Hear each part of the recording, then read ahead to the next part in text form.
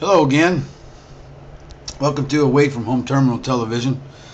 JP Wright. Last video I said I was going to talk about behavioral-based safety. And what is it? In our Highball magazine sometimes we talk about things and maybe they need further explanation.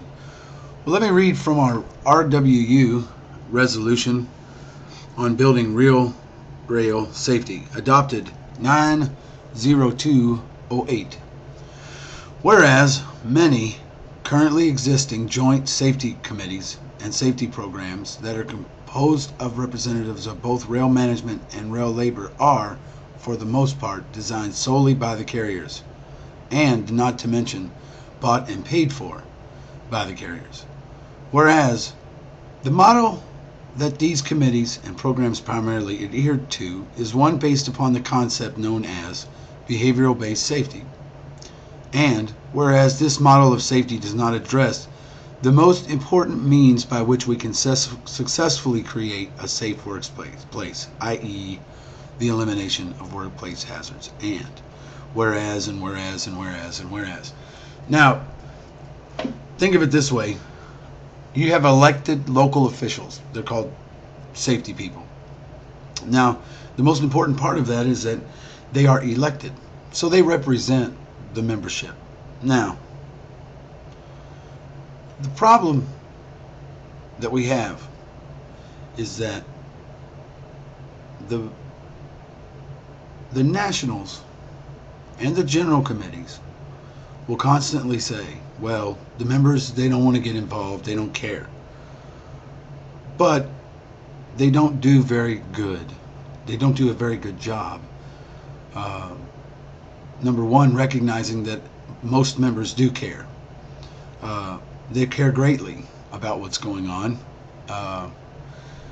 We know exactly what we don't like, and it doesn't take a person very much thinking to figure out that if the company's safety program is being paid for by the company, and if these issues are being brought about by a safety coordinator that is put in place by the general chairman with and being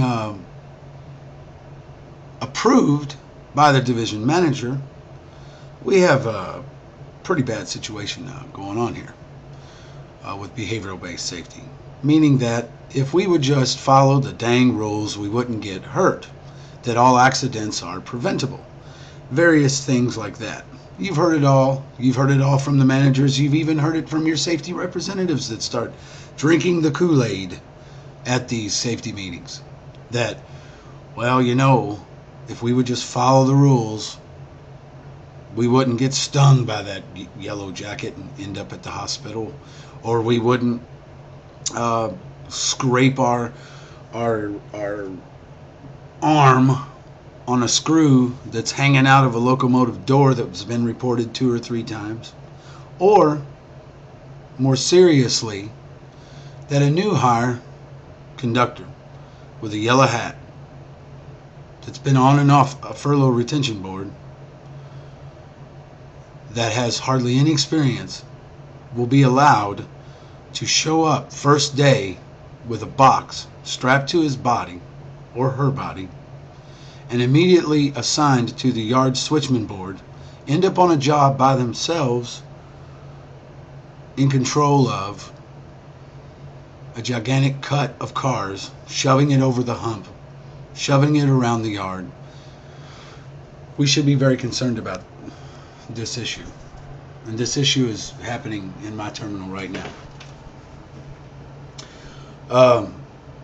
So to get back, I tried to write some things down. I have a tendency to get off subject, I understand. A lot of things out there for us to talk about. And in a lot of ways,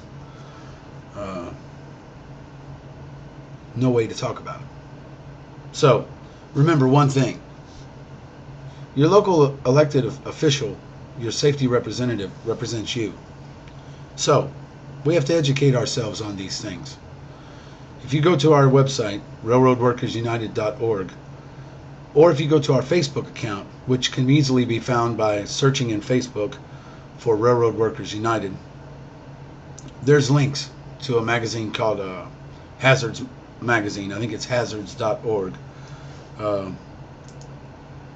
Yeah, it's www.hazards.org/BS, which stands for behavioral-based safety.